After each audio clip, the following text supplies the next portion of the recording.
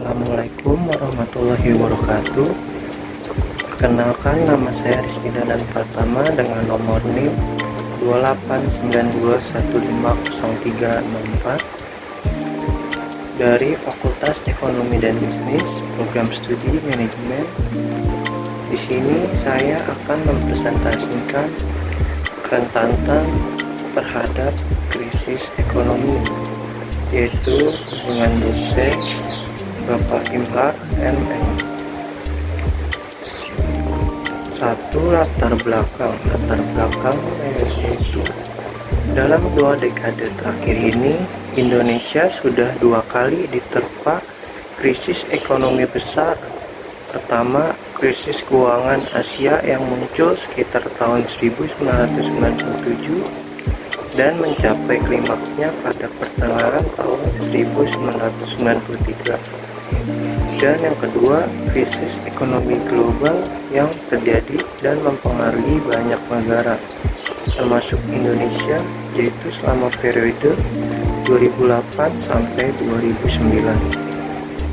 Faktor-faktor penyebab kerentanan ekonomi Indonesia.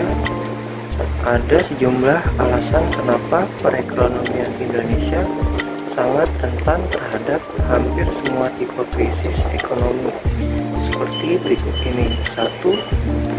Ekonomi Indonesia semakin terbuka dibandingkannya pada awal pemerintahan Orde Baru menuju liberalisasi dalam faktor perdagangan, barang dan jasa, atau perbankan, dan investasi langsung. Selain itu, karena ekonomi Indonesia telah lama menjadi bagian dari tujuan penting di kawasan Asia Tenggara bagi investasi asing jangka pendek, Indonesia juga menjadi sangat rentan terhadap pelarian modal dari dalam negeri. 2. Walaupun dengan suatu laju yang menurun, Indonesia masih tetap bergantung pada ekspor dari banyak komoditi primer, yaitu pertambangan dan pertanian. Selanjutnya, nomor 3. Dalam 2 dekade terakhir, Indonesia tergantung pada impor dari sejumlah produk makanan yang penting, termasuk beras, gandum, jagung, daging, sayur-sayuran, buah-buahan, dan minyak. Konsekuensi dari ketergantungan impor ini adalah kenaikan atau ketidakstabilan dari harga-harga produk makanan tersebut di pasar internasional, atau gagal panen dari produk-produk tersebut di negara-negara asal jelas akan mempunyai suatu efek negatif yang signifikan. Tidak hanya terhadap pengeluaran konsumsi minum rumah tangga, tapi juga akan mengancam keamanan pangan di dalam negeri yang bisa berujung pada kerusuhan sosial dan kejatuhan kabinet yang sedang berkuasa. 4. Dalam 20 tahun belakangan ini, semakin banyak tenaga kerja Indonesia, termasuk wanita, yang bekerja di luar negeri. 5. Sebagian sebuah negara dengan jumlah populasi yang besar, yang artinya tingkat konsumsi makanan domestik yang sangat tinggi, akselerasi laju pertumbuhan output di sektor pertanian di dalam negeri menjadi sangat krusial, dan ini bergantung pada beragam faktor, termasuk cuaca yang merupakan sebuah faktor eksogen. Selanjutnya, mengukur tingkat kerentanan ekonomi. Definisi dari mengukur tingkat ekonomi adalah seperti yang disebutkan dalam tulisan akademik oleh Arthur dan kawan-kawan tahun 2004 dan Bigul tahun 2008. Kerentanan bukan suatu konsep yang langsung berbeda dengan konsep kemiskinan.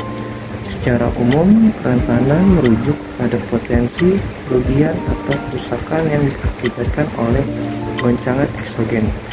Di bidang ekonomi, kerentanan ekonomi merujuk pada resiko-resiko yang disebabkan oleh goncangan oksigen terhadap 3 sistem kunci dari ekonomi, yaitu produksi, distribusi, dan konsumsi. Selanjutnya, indikator. Seperti telah dibahas sebelumnya, tingkat kerentanan tergantung dari tiga, yaitu faktor utama, derajat, dan sensitivitas. Derajat dari ketuhanan dan sifat alami dari suatu goncangan. Lalu, analisis empiris. Indikator-indikator pada tingkat makro yaitu luas ekonomi atau pasar suatu negara atau wilayah kecil dalam arti jumlah populasinya sedikit membatasi kemampuannya, mendapatkan keuntungan dari skala ekonomis dan menjadi penghambat bagi kemungkinan produksi. Oleh karena itu, luas ekonomi atau pasar harus dianggap sebagai salah satu indikator ketahanan ekonomi terhadap goncangan-goncangan. Namun demikian, variabel yang umum digunakan adalah jumlah populasi. Selanjutnya, kepadatan dan struktur penduduk. Semakin banyak jumlah penduduk, semakin besar luas pasar domestik lokal, semakin banyak unit dari suatu jenis produk yang bisa dibuat. Semakin penuh pemakaian kapasitas produksi yang terpasang dan semakin rendah biaya produksi per satu unit produksi tersebut. Selanjutnya, lokasi geografi juga lokasi yang terisolasi seperti pulau-pulau kecil di perbatasan sering disebut sebagai pulau-pulau yang membuat biaya transportasi menjadi sangat mahal dan mengakhir dalam semua aspek ekonomi, sosial, dan politik kehidupan dari masyarakatnya. Struktur ekonomi rumah tangga di Indonesia.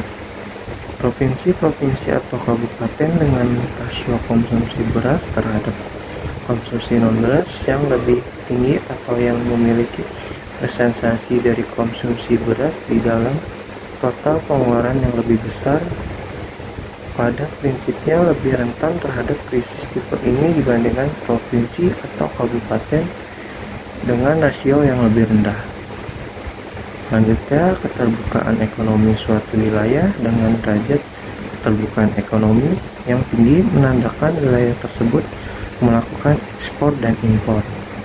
Jika wilayah itu berada di dalam suatu negara secara intensif, dan ini bisa diukur dengan rasio perdagangan eksternal terhadap PDRB atau dalam kasus negara.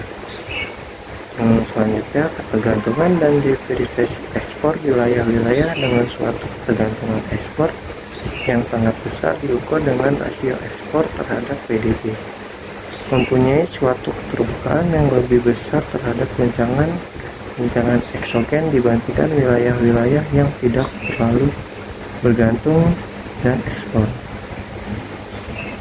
Selanjutnya, ketergantungan dan diverifikasi impor. Wilayah-wilayah dengan derajat ketergantungan impor yang tinggi, terutama impor strategis seperti energi, minyak bumi dan gas, makanan, krusial dan lainnya, dan bahan-bahan industri, diperburuk dengan kemungkinan subsidi impor yang terbatas, sangat rentan terhadap ketidakstabilan supply dan atau dalam harga dunia untuk impor tersebut.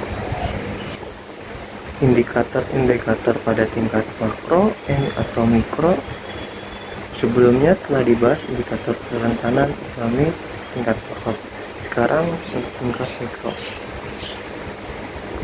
Fokus pada provinsi, tapi tentu menjadi masalah adalah kerentanan individu atau RT, terutama dari kelompok miskin. Hal ini sangat jelas bahwa kerentanan ekonomi dari suatu negara dari tingkat makro berasumsi dengan kerentanan pada tingkat mikro, terkandung pada bagaimana suatu krisis mempengaruhi ekonomi tersebut dan kehidupan masyarakat secara individu maupun kelompok. Misalnya RT, kerentanan suatu RT mempunyai 3 komponen utama, yaitu 3 komponen utamanya. 1. Goncangan pada perdebatan atau penghasilan RT tersebut yang tergantung pada besarnya dan sifat dari goncangan itu sendiri, dari keterbukaan serta ketahanannya terhadap goncangan pada tingkat makro. 2. Kepekaan dari RT tersebut terhadap goncangan itu. 3. Kapasitas dari RT tersebut untuk beraksi, yaitu tingkat ketuhanannya. Apabila di suatu daerah atau semua RT ternyata rentan, maka itu akan terefleksi oleh ketahanan yang rendah dari daerah itu. Dengan kata lain, ada suatu hubungan positif antara derajat ketahanan, tingkat kerentanan pada tingkat makro dan pada tingkat mikro. Itu saja yang bisa saya bahas, kurang lebihnya mohon maaf. Assalamualaikum warahmatullahi wabarakatuh. Sekian dan terima kasih.